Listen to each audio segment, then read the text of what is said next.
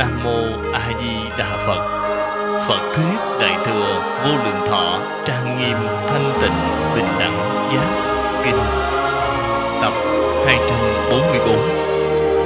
Người giảng là Pháp Sư Tịnh Không. Xin mời mở quyển kinh ra. Khoa hội trang thứ 31. Xem từ hàng cuối cùng. Quốc giới nghiêm tịnh đệ thập nhất. Phật ngữ A Nan bỉ cực lạc giới, vô lượng công đức cụ túc trang nghiêm.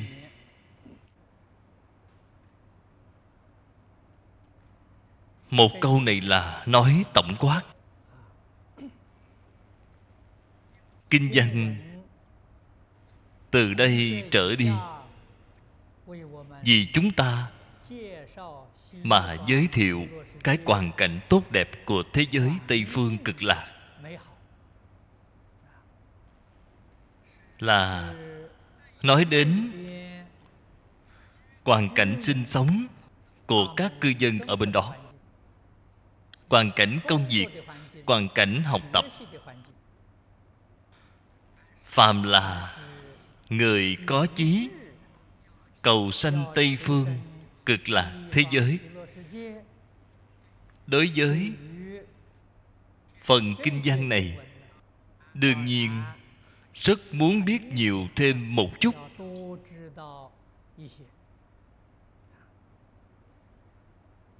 Đây là Thích Ca Mâu Ni Phật vì chúng ta mà giới thiệu. Chúng ta tin tưởng sâu sắc năng lực của Phật.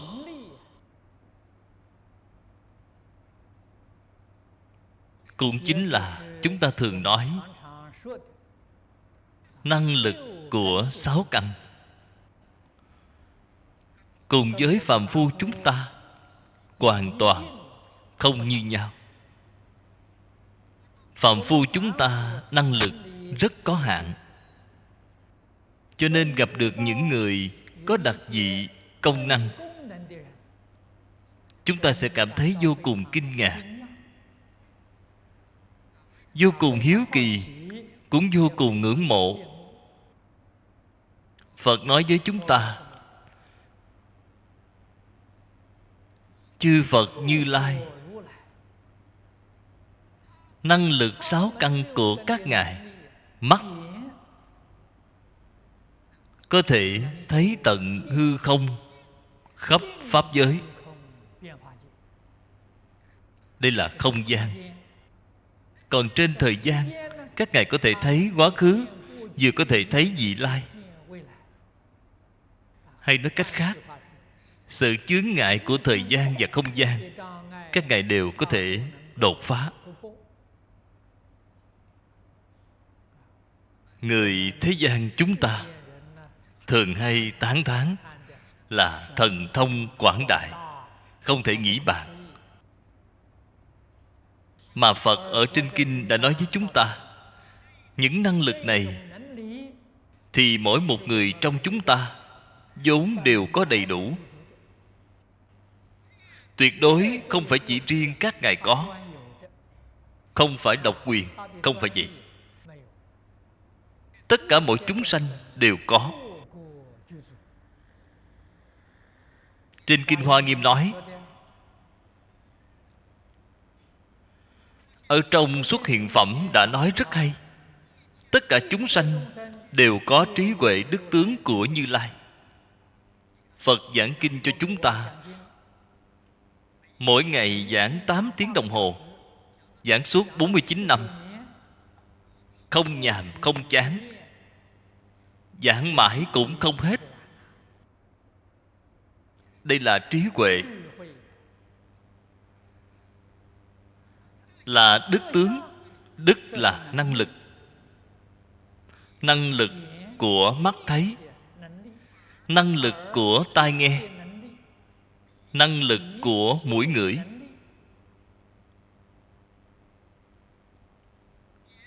mắt tai mũi lưỡi thân, cái năng lực của các ngài đều dung thành một thể với hư không pháp giới.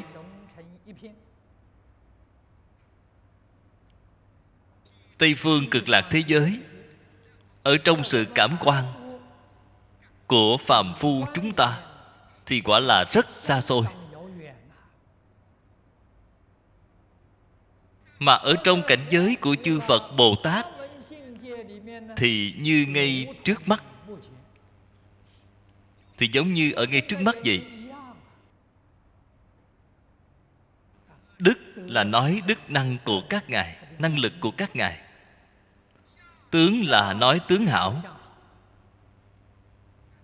Chúng ta tại chỗ này nghe được Thích Ca Mâu Ni Phật giới thiệu Tây phương cực lạc thế giới cho chúng ta. Ở trên Kinh Hoa Nghiêm đã giới thiệu cho chúng ta cảnh giới của Tỳ Lô Giá Na Như Lai.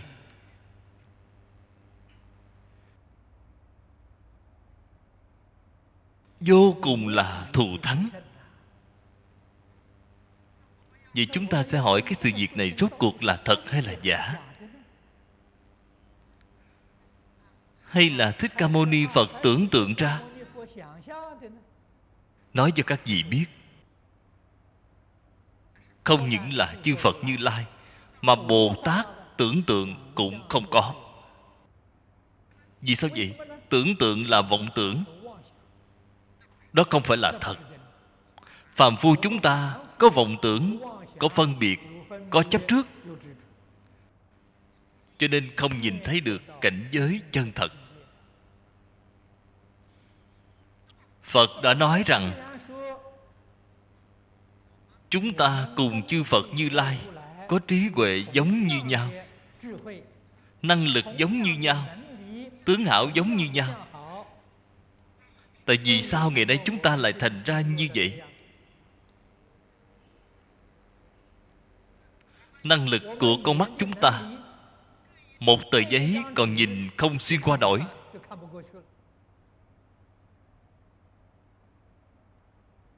Khoảng cách xa thì nhìn không thấy rõ ràng, phải dùng đến kính viễn vọng.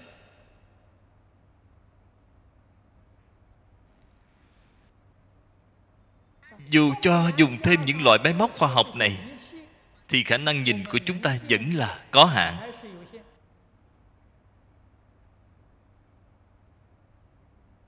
Đây là nguyên nhân gì? Phật đã vì chúng ta mà nói ra. Bởi vì vọng tưởng phân biệt chấp trước mà không thể được chứng đắc. Câu nói này chúng ta phải ghi nhớ. Trí huệ đức tướng của chúng ta vì sao đã mất đi rồi? Chính là bởi vì bạn có vọng tưởng phân biệt chấp trước. Thật sự mà nói thì không có mất đi, nó chỉ bị chướng ngại mất. Tuy có nhưng không khởi tác dụng.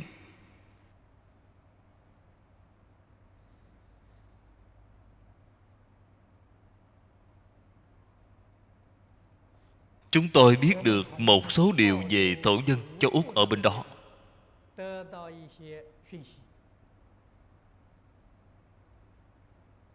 Họ nhìn thấy chúng ta dùng cái điện thoại di động, họ cảm thấy rất hiếu kỳ, rất kinh ngạc. Bạn nói chuyện với bạn bè ở nơi xa, tại vì sao phải dùng tới những thứ này?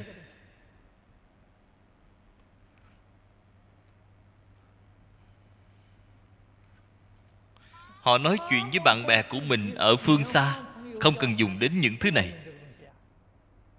Họ dùng cái gì vậy? Dùng cảm ứng tâm linh.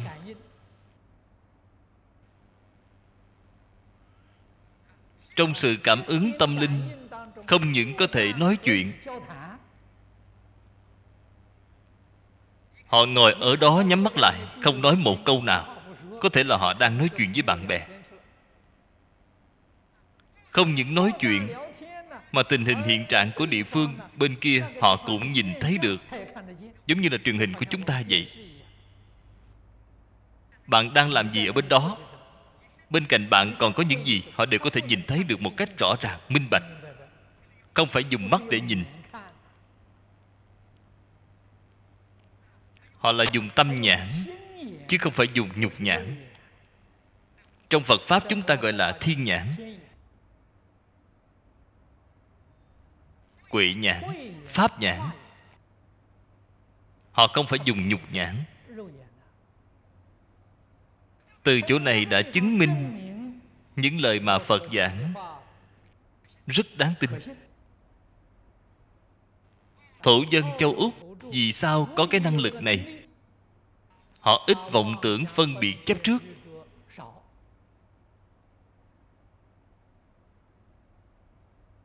Ít hơn so với chúng ta rất nhiều. Cho nên họ có một số người vẫn còn năng lực này.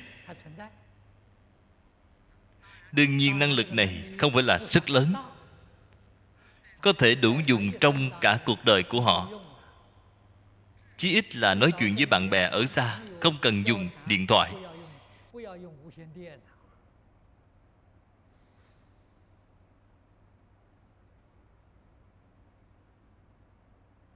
Chúng ta từ chỗ này đã chứng thực được những gì Phật Bồ Tát giới thiệu với chúng ta.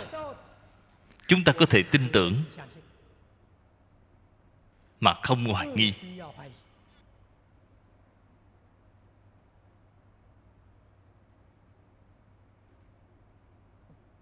Quốc giới, cái danh xưng này là Phật tùy thuận phàm phu chúng ta mà nói. Phàm phu chúng ta luôn luôn chấp trước một cái giới hạn, có một cái quốc độ. Họ có sự phân biệt chấp trước như vậy, thì Phật tùy thuận bạn mà nói. Trên thực tế quyết định là không có giới hạn. Tại vì sao không có giới hạn? Tất cả toàn bộ giới hạn đều là từ trong vọng tưởng phân biệt chấp trước mà sanh ra. Mọi người có thể tỉ mỉ suy nghĩ xem, Singapore và Malaysia, giữa hai quốc gia này có ranh giới hay không? Các vị nói có. Ở trên bản đồ đã vẽ màu sắc không như nhau là có. Là người vẽ mà.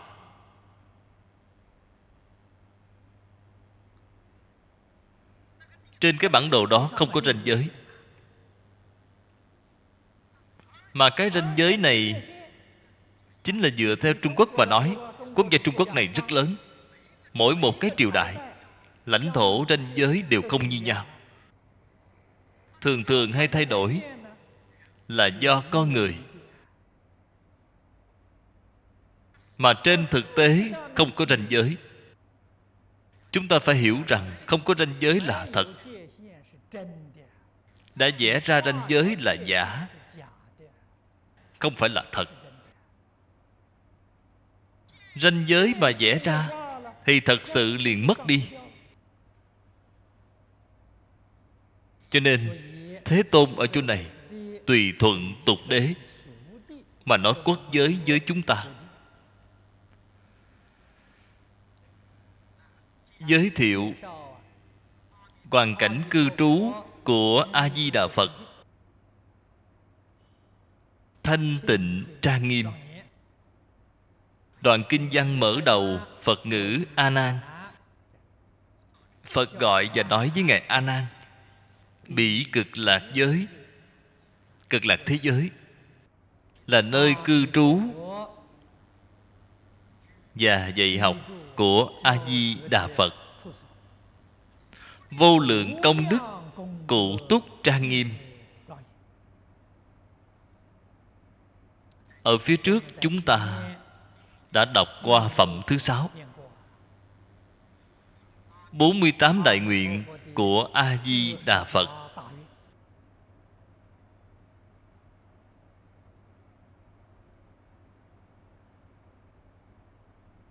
Trong nguyện đầu tiên là quốc vô ác đạo. rất nhiều cõi nước chư Phật.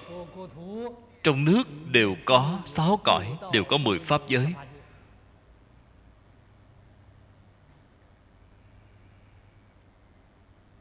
Mười pháp giới nếu đem so sánh với nhất chân pháp giới, 10 pháp giới là ác đạo.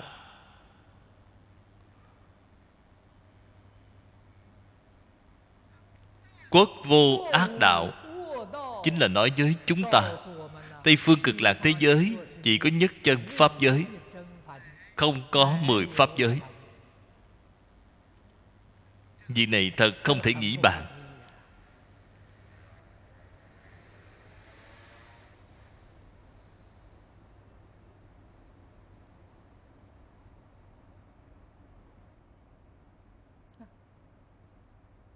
Trong 48 nguyện thì nguyện thứ 39 là trang nghiêm vô tận.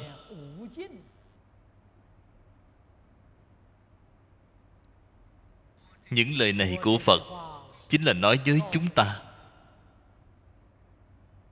Pháp Tạng Bồ Tát 48 nguyện trang nghiêm quốc độ, tất cả nguyện vọng đều đã thực tiễn, đều đã thực hiện. Cho nên nói vô lượng công đức tụ túc trang nghiêm.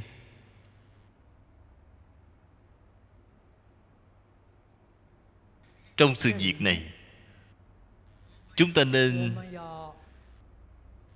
suy nghĩ đạo lý là nằm ở chỗ nào. Tại vì sao Bổn Sư Thích Ca Mâu Ni Phật của chúng ta, Đức Phật Ngài giáo hóa cái quốc độ này lại không thể so sánh với cực lạc thế giới? Nguyên nhân nằm ở đâu?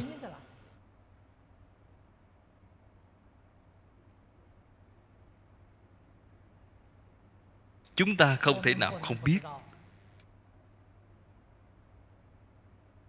Thế giới Ta Bà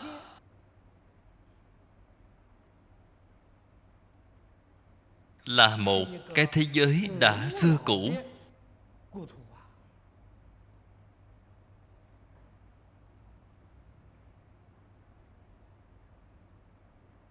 Không cần nói gì khác.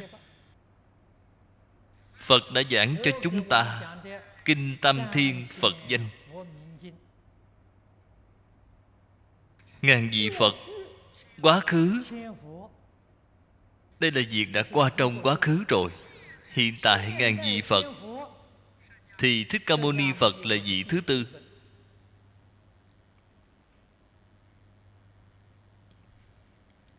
Bồ Tát Di Lặc là vị thứ năm. Đều thành Phật tại thế giới Ta Bà. 1000 vị Phật này qua đi rồi, tương lai còn có 1000 vị Phật nữa. Thì chúng ta biết được cái nơi này là một nơi đã rất cổ xưa rồi. Những cư dân ở địa phương này đã nhiều đời nhiều kiếp rồi. Ngày nay các nhà khoa học của chúng ta đã khảo chứng tuổi tác của địa cầu này và khởi nguồn của nhân loại như thế nào. Họ còn quá non kém. Vì sao vậy? Nhà khoa học, nhà khảo cổ học chỉ thấy được một đoạn nhỏ này, còn đoạn phía trước thì họ không nhìn thấy được. Thế giới này đã trải qua thành trụ hoại không. Năng lực của khoa học chỉ có thể ở trong trụ kiếp, trong kiếp thành, kiếp hoại, kiếp không, thì họ không có cách nào để biết. Mà thế giới này không biết là đã trải qua bao nhiêu lần thành trụ hoại không rồi. Cho nên cư dân ở thế giới này tập khí rất sâu, rất sâu. Chư Phật Như Lai giáo hóa ở nơi này cũng không biết phải làm sao. Trên Kinh Địa Tạng nói là chúng sanh Diêm Phù Đề can cường khó giáo hóa.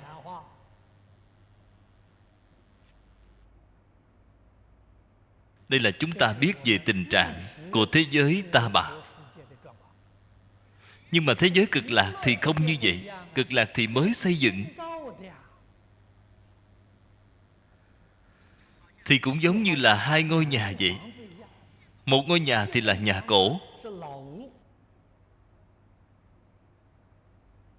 Nhà cổ mấy nghìn năm,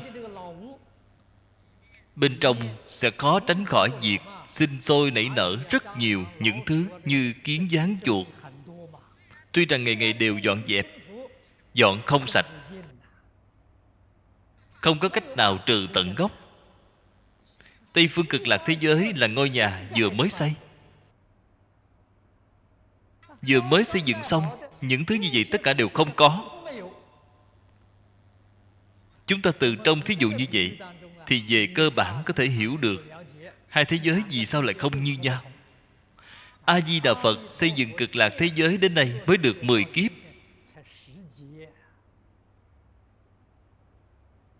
Thọ mạng của Phật, thọ mạng của cư dân ở cực lạc thế giới, người người đều là vô lượng thọ.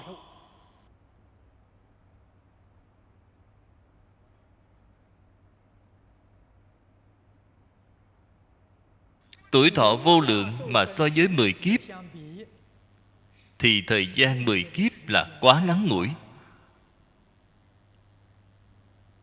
Hiện tại chúng ta phát nguyện, nếu quả nhiên sanh đến Tây phương cực lạc thế giới rồi, thì tương lai tại cực lạc thế giới đều là thân phận huynh trưởng lão luyện, vì đã đến sớm. Thế giới này mới thành lập được 10 kiếp thì bạn đã đến rồi. Không giống như thế giới ta bà này của chúng ta, lịch sử đã ức vạn kiếp rồi. Từ cái chỗ này các vị nên tỉ mỉ mà thể hội vì sao mà hai thế giới không như nhau. Tuyệt đối không thể nói năng lực trí huệ của Thích Ca Mâu Ni Phật không bằng A Di Đà Phật. Không phải như vậy. Giáo hóa chúng sanh ở trong một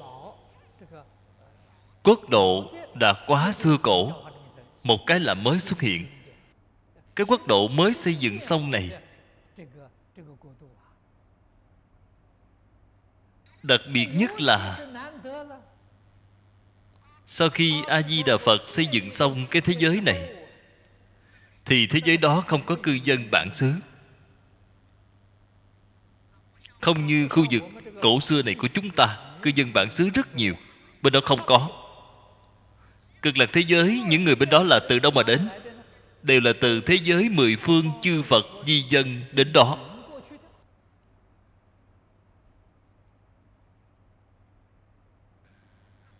Điều kiện di dân của Ngài rất hà khắc, kiểm soát rất nghiêm ngặt. Hay nói cách khác, phiền não tập khí của bạn quyết định không thể nào được mang đến thế giới cực lạc.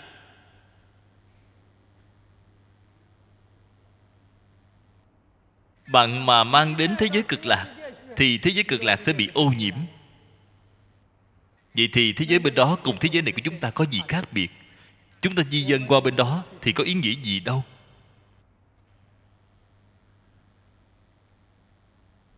Nên Ngài kiểm soát rất chặt chẽ. Cần có điều kiện như thế nào thì mới có thể đến được bên đó. Trên Kinh Di Đà đã nói với chúng ta, không thể dựa vào chút thiện căn phước đức nhân duyên mà được sanh cõi ấy. Cho nên di dân qua bên đó là phải qua sự tuyển chọn.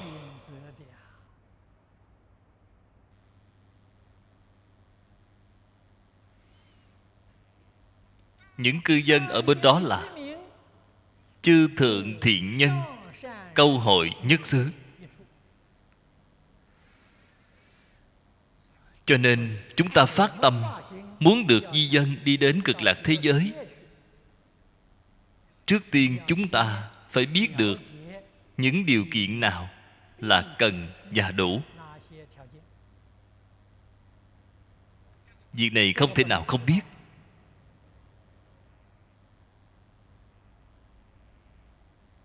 Tịnh độ 3 kinh đều phải đọc.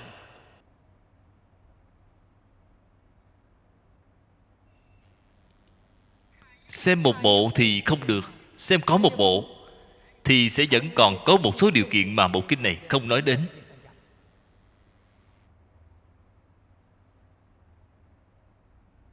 mà lại nói đến ở trên bộ kinh khác, như là thiện căn phước đức nhân duyên đã nói ở trên kinh Di Đà. Thì thiện căn phước đức nhân duyên là gì?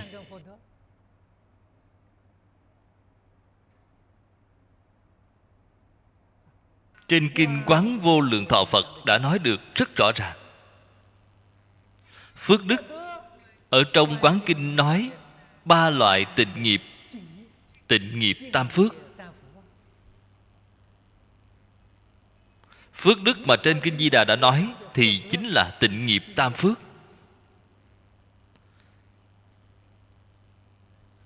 Thiện căn mà trên kinh Di Đà nói thì chính là Đại Bổn Kinh Vô Lượng Thọ, quyển mà hiện tại chúng ta đang đọc. Tất cả những lý luận mà trên kinh này đã nói những cái đạo lý này, chúng ta đều đã hiểu được, đều đem những đạo lý này biến thành tư tưởng kiến giải của chính mình. Đây mới là thiện căn. Tịnh nghiệp tam phước ở trong Quán Kinh chúng ta thấy đều thực tiễn được rồi, thì đó là phước đức. Thế nào là nhân duyên? Hiện tại quyển kinh này chúng ta vẫn chưa đọc đến tam bối giảng sanh, giảng sanh chánh nhân. Hai phẩm này đích thực là nói nhân duyên.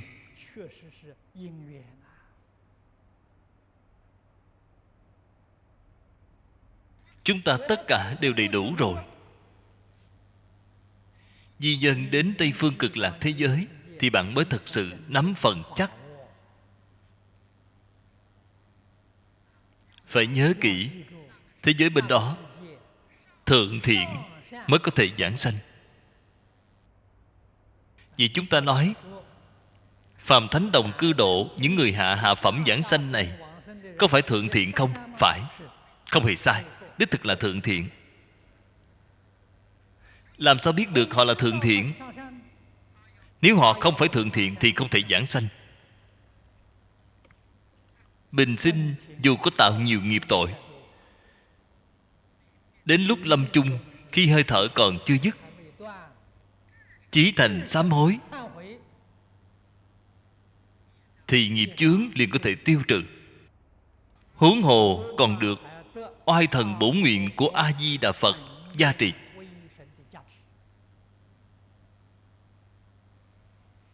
Việc này là thật, không phải là giả.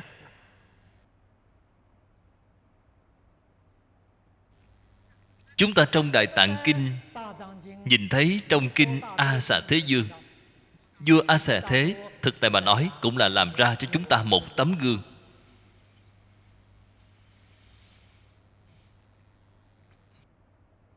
Ông giết cha hại mẹ,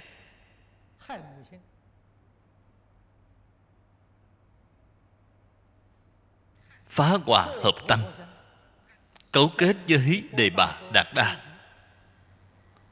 ngũ nghịch thập ác, ông đều làm trọn.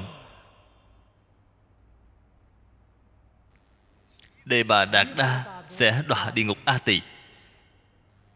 Ông cũng rất hay. Lúc lâm chung nghe được pháp môn tịnh độ, chí thành sám hối, ông được giảng sanh. Không những giảng sanh mà Thích Ca Mâu Ni Phật còn nói với chúng ta, ông là thượng phẩm trung sanh. Chúng ta lúc mà mới bắt đầu học Phật, xem đến kinh văn như vậy thì hoài nghi, không hiểu nổi. Cứ nghĩ rằng tạo nhiều tội nghiệp như vậy, sám hối giảng sanh đại khái luôn là hạ phẩm giảng sanh. Đâu thể ngờ được ông là thượng phẩm trung sanh.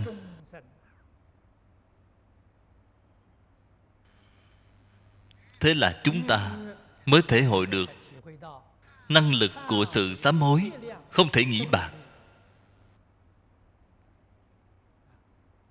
Còn phải xem bạn có phải thật lòng sám hối hay không. Do đó, ở đây chúng ta hiểu được giảng sanh, một là như xưa nay chúng ta vẫn tu hành pháp môn tịnh độ, một là hạn tạo tác ác nghiệp, lâm chung sám hối được giảng sanh. Chúng ta đối với tất cả những người tạo tác tội nghiệp không dám xem thường. Vì sao vậy? Nếu như họ đến lúc lâm chung sám hối được giảng sanh, có thể phẩm vị còn cao hơn ta. Đây là dạy bảo chúng ta, đối với người ác không thể khinh mạng, không thể được xem thường.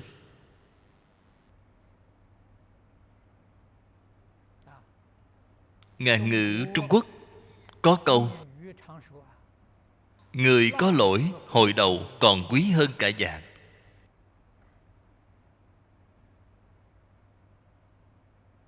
Kẻ ăn chơi trác tán, không việc ác gì không làm, những người như vậy, một khi họ hồi đầu, thật sự là một người tốt.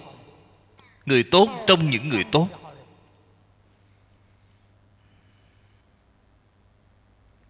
Vua A Xà Thế giảng sanh chính là một thí dụ cho việc này. Không phải là người thông thường có thể so sánh được với ông.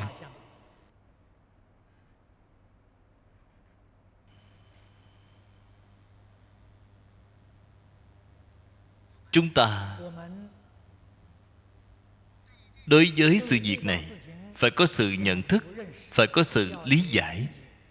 Nhưng mà không thể mang cái tâm lý cầu mai. Đề Bà Đạt Đa và vua A Xà Thế không từ việc ác nào. Chúng ta ngày nay làm ra một chút việc xấu thì có sao đâu. Lâm chung sám hối cũng có thể giảng sanh. Trên lý mà nói thì nói được thông, không sai. Nhưng mà bạn có chắc là giữ cho được đầu óc của mình lâm chung có tỉnh táo hay không? Lâm chung sám hối được giảng sanh phải có 3 điều kiện. Bạn có dám đảm bảo lúc lâm chung sẽ có đầy đủ 3 điều kiện này hay không? Điều kiện thứ nhất là thần trí rõ ràng, không một mảy may mê hoặc. Bạn có chắc được không? Chúng ta nhìn thấy có rất nhiều người còn chưa chết, tuổi tác cao rồi thì bị chứng mất trí nhớ. Bị chứng mất trí nhớ thì quyết định không thể giảng sanh. Bạn dám đảm bảo khi bạn già bạn không bị chứng mất trí nhớ không? Dám đảm bảo sát na lúc bạn ra đi đầu óc tỉnh táo được hay không? Rất khó, thật quá khó. Điều kiện thứ hai, đến cái lúc nguy cấp quan trọng nhất, cần gặp được thiền tri thức nhắc nhở bạn. Bạn nghĩ xem bạn có thể có được cơ hội này không? Một người thật sự hiểu rõ đối với pháp môn tịnh độ, người thông đạt, người có tín nguyện kiên định, nhắc nhở cho bạn.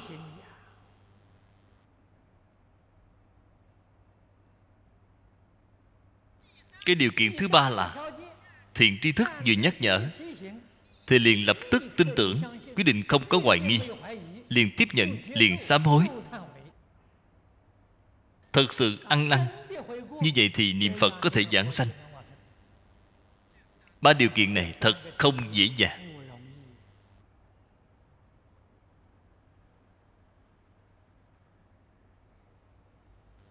Vì thế chúng ta từ bây giờ phải buông bỏ vạn duyên, càng phải buông bỏ ác niệm, buông bỏ triệt để ác niệm ác hạnh.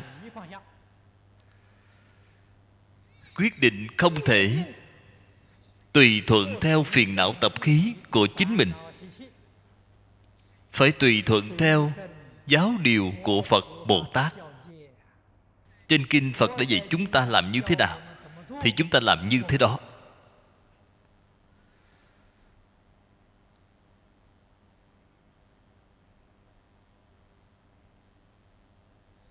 tịnh nghiệp tam phước.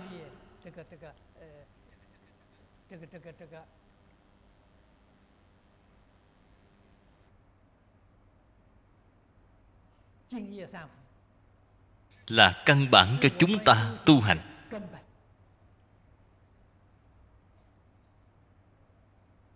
Nói rõ ràng tường tận tịnh nghiệp tam phước,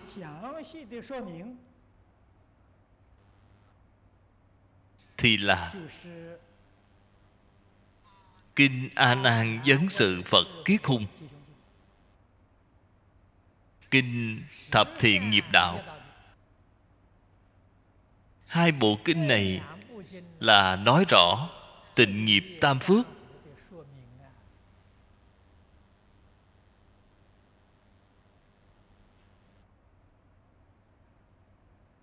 Ở trong Kinh Đại Thừa,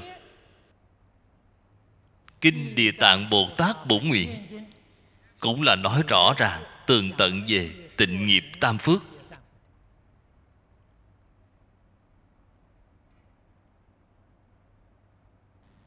Phật dạy bảo chúng ta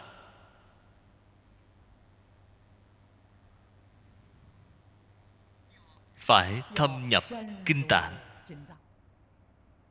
phải thâm giải nghĩa thốt. Tịnh nghiệp tam phước chỉ có 11 câu. Mỗi câu nói trong 11 câu đều là một cái đề mục.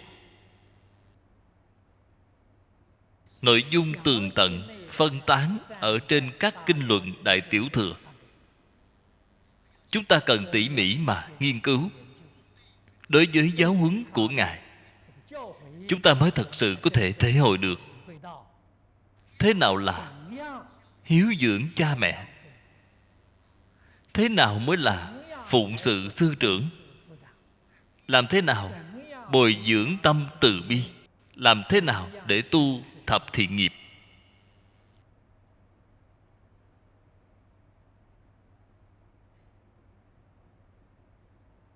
Không phải hình thức mà thực chất mới là quan trọng hơn bất cứ thứ gì.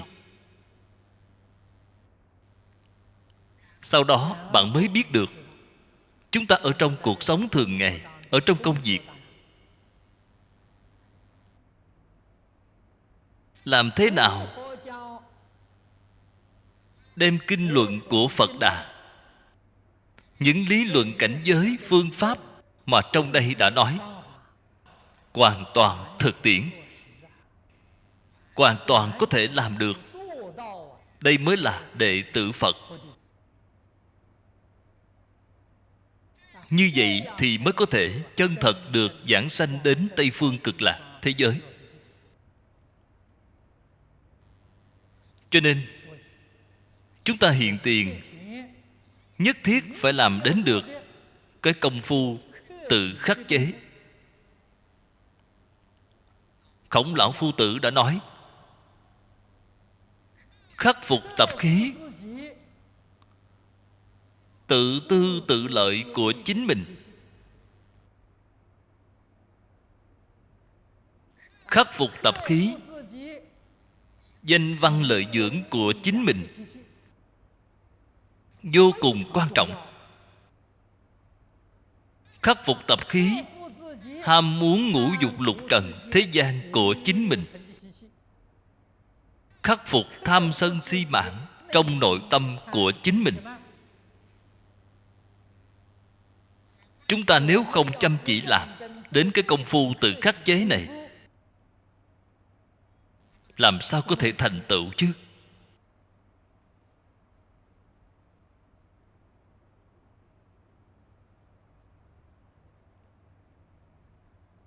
Tự khắc chế, người xưa có hỏi qua, khắc chế từ chỗ nào?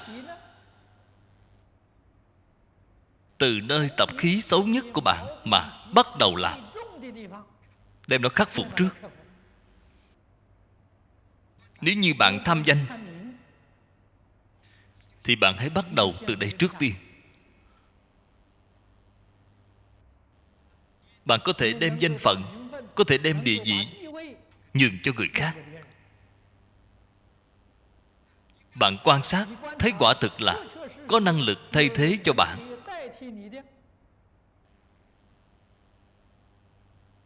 thì tức khắc phải nhường lại. Tuyệt đối không tham luyến danh vị. Bạn làm từ chỗ này. Nếu tham tiền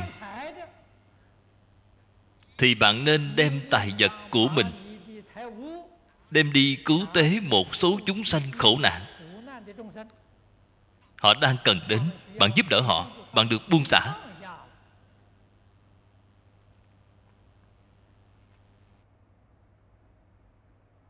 Bạn không chịu thực tiễn thì tập khí tật xấu của bạn không trừ được. Bạn phải thật làm. Vào thời Triều nhà Đường, cư sĩ Bàn Uẩn đã làm ra cho chúng ta một tấm gương.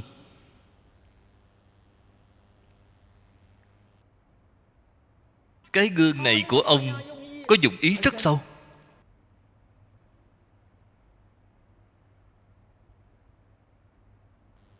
Gia đình của ông rất là giàu có. Ông đem tất cả của cải trong nhà mình bỏ hết lên trên một chiếc thuyền lớn, đem thuyền chèo ra giữa dòng sông lớn, đục một cái lỗ giữa thuyền, nhấn chìm mọi thứ. Ông cái gì cũng đều không cần.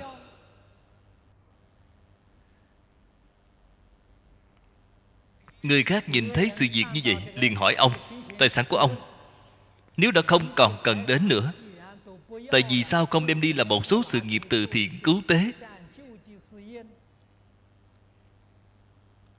Ông đã trả lời một câu nói: việc tốt không bằng không việc gì. Bạn hãy suy nghĩ điều thú vị của câu nói này. Việc tốt không bằng không việc gì. Nếu bạn thật sự không hiểu thì có thể từ cái thí dụ này lúc trước tôi đã nói. Việc tốt, dùng điện thoại di động là việc tốt. Vô sự là dùng tâm linh cảm ứng. Bạn nói xem cái nào tốt?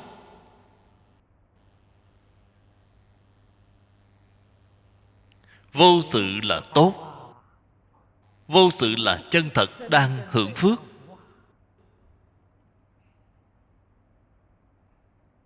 Nếu làm thế nào có thể đem hảo sự và vô sự gộp lại với nhau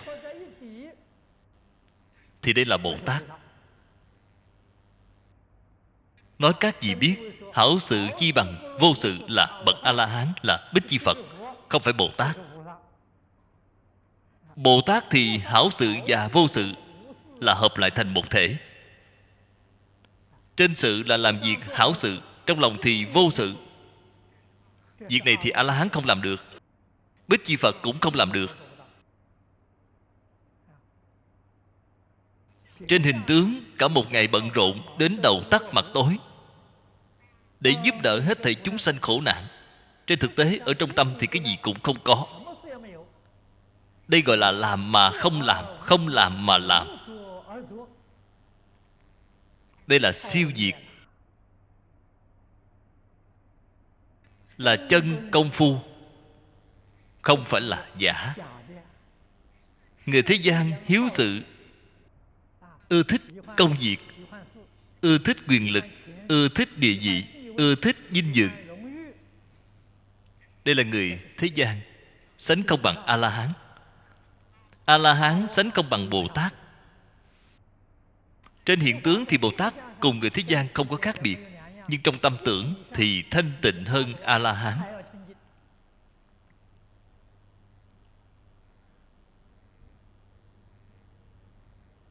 Chúng ta phải hạ công phu từ chỗ này.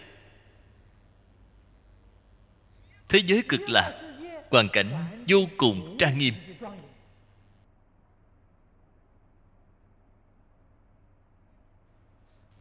Hoàn cảnh tốt xấu là từ nhân tâm mà biến hiện. Cư dân thế giới này của chúng ta, lòng người bất thiện, có lòng tham, Lòng tham thì chiêu cảm là nạn lục. Phật ở trên kinh Phạm Võng nói chúng ta nghe về tham. Thí dụ như nói ăn ngon, kể cho bạn nghe về một số món ăn ngon. Sau khi bạn nghe xong liền chảy nước miếng. Vậy chứng tỏ tham là nước, tham là dục thủy. Cho nên lòng tham mà nặng thì có thủy tai nạn lục. Lòng sân hận là nạn hỏa tai. Có người vừa nổi giận, mặt liền đỏ cả lên, toàn thân đều phát nhiệt. Tâm sân sẽ cảm ứng là nạn lửa cháy. Ngu si chính là đối với hết thảy người sự vật đều hồ đồ ngớ ngẩn. Thị phi thiện ác đều không thể phân biệt rạch ròi. Ngu si cảm ứng chính là gió bão. Ba tai nạn nước, gió, lửa của thế gian này là do tham sân si cảm ứng ra. Nếu như người dân ở địa phương này đều đã đoạn dứt tham sân si, thì địa phương này nạn nước, gió, lửa đều sẽ không có. Có người hỏi tôi: Pháp Sư, vậy động đất là từ đâu đến? Động đất là từ bất bình mà đến. Tâm bất bình, tâm có cao thấp thì sẽ có tai nạn động đất. Phật nói với chúng ta là cái đạo lý khoa học thật sự. Cảnh tùy tâm chuyển. Tất cả pháp là từ tâm tưởng sanh. Đây là chân lý. Hiện nay các nhà khoa học chỉ bắt đầu từ trên các mặt vật lý, không hiểu được tâm lý.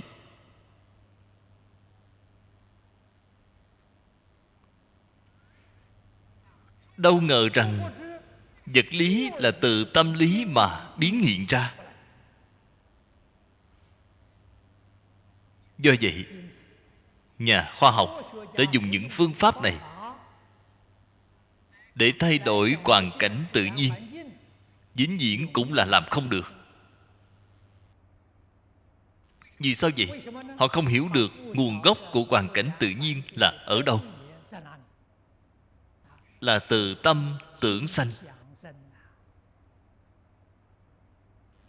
Những đạo lý này thì trên Kinh giáo Đại Thừa đã nói quá nhiều rồi. Người ở Tây phương Cực Lạc thế giới, tham sân si mạng đều không có. Cho nên ở địa phương bên đó của họ quả thật là mưa thuận gió hòa. Bất cứ tai nạn gì cũng đều không có. Tâm địa thiện lương, tâm địa chân thành, tâm địa thanh tịnh, bình đẳng, từ bi.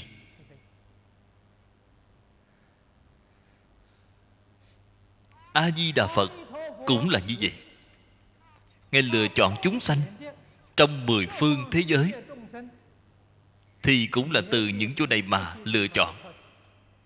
Phù hợp với cái tiêu chuẩn này thì hoan nghênh bạn đến Cực Lạc thế giới. Ngài đến tiếp dẫn bạn, hoan nghênh bạn.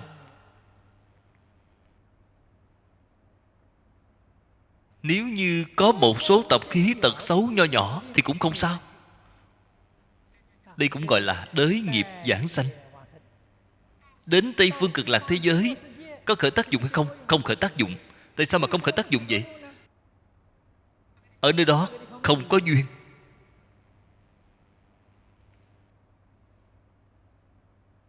Thí dụ như nói người thế gian này của chúng ta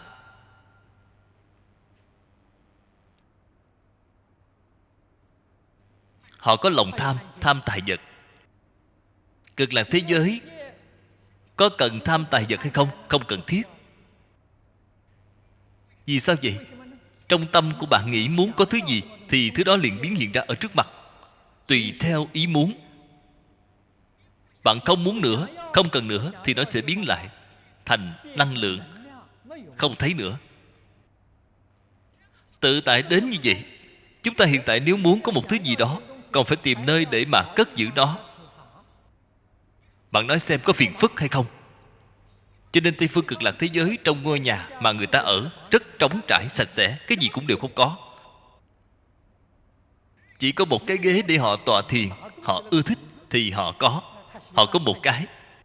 Nếu có khách đến thì làm sao? Nếu có một người khách đến thì lại hiện thêm một cái. Họ là biến hóa làm ra. Đến 2 người khách thì biến ra 2 cái. Không còn ai thì tất cả đều không còn. Bản thân họ không có ở nhà thì cái ghế đó của họ cũng biến mất. Bạn xem việc này tốt biết bao nhiêu, tự tại biết bao. Muốn gì có nấy. Cho nên họ cái gì cũng không tham. Người thế gian này của chúng ta tham muốn vàng rồng bảy báu. Người ở cực lạc thế giới nhìn thấy những thứ này, họ không thèm để ý. Vàng rồng là dùng để đắp đường đi, thì cũng như là chúng ta hiện nay dùng dầu hắt vậy, dùng để trải đường đi. Bạn cần cái thứ đó để làm gì? Còn bảy báu là những vật liệu dùng để xây dựng ngôi nhà của bạn. Ai lại đem xi măng sắt thép trong nhà, đất sét dưới đất để mà làm những thứ đeo trên tay, đeo trên người chứ? Làm gì có đạo lý như vậy chứ?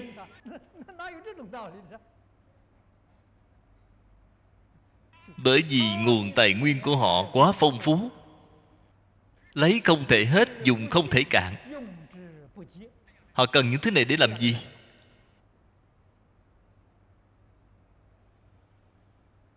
Muốn mặc bộ quần áo như thế nào? Ý niệm vừa khởi thì quần áo hiện ra, mặc lên người rồi. Không cần phải đi mua vải, cũng không cần phải đi may nữa. Rất là vừa người.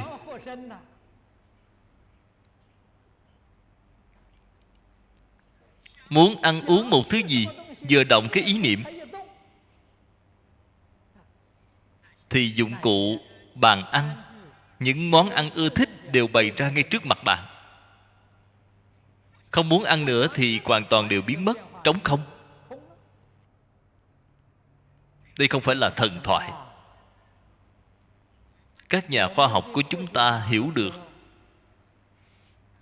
Trên lý luận thì họ đã hiểu rồi. Hiện tại khoa học kỹ thuật làm không được. Đây chính là sự chuyển biến giữa năng lượng và vật chất mà nhà khoa học đã nói. Hiện nay dùng cái phương pháp vô cùng vụng về để làm cho vật chất biến thành năng lượng, chính là phát minh vũ khí hạt nhân. Bom hạt nhân là đem vật chất biến thành năng lượng.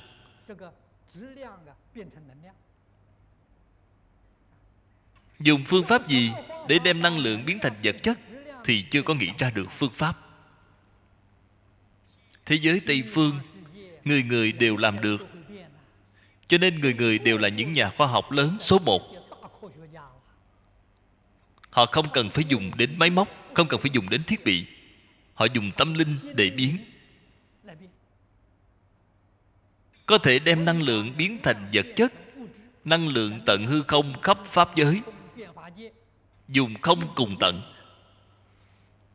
Không cần những vật chất này nữa thì những vật chất này lập tức giải phóng thành ra năng lượng, không còn nữa.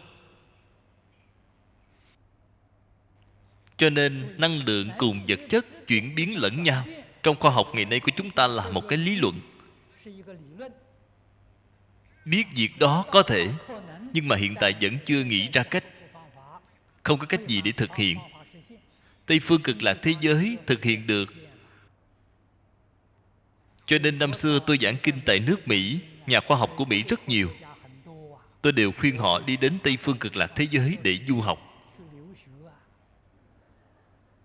Bởi vì khoa học kỹ thuật mà họ học chỉ là trình độ của mẫu giáo, không cách gì so sánh với thế giới Tây phương. Nhà khoa học cần nên cầu sanh tịnh độ.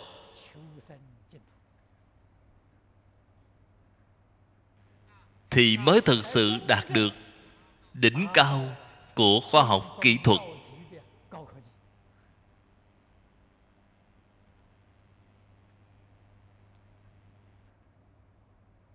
Cho nên sự tốt đẹp ở thế giới bên đó, Phật ở trên kinh điển chẳng qua cũng chỉ giới thiệu qua một cách sơ lược. Nếu mà nói cho hết thì không thể nói cùng tận được.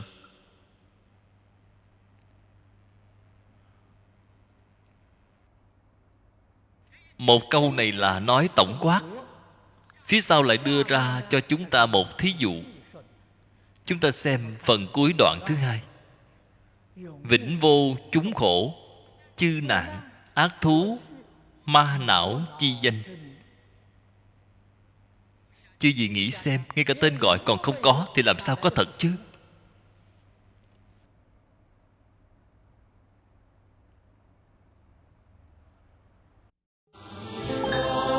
Cẩn dịch vọng tây cư sĩ. Địa chỉ email vọng tây cư sĩ @gmail.com. Người đọc Hạnh Quang. Phát tâm cúng dường do gia đình Phật tử Thiện Chân thành kính cúng dường. Nguyện cả thảy chúng sinh đều tín niệm Di Đà, đồng cầu sanh về nước Cực Lạc. Nguyện đem công đức này trang nghiêm cõi nước Phật, trên đền 4 ân nặng, dưới cứu khổ 3 đường. Nếu có ai thấy nghe, đều phát tâm Bồ Đề, hết một báo thân này, đồng sanh về nước Cực Lạc.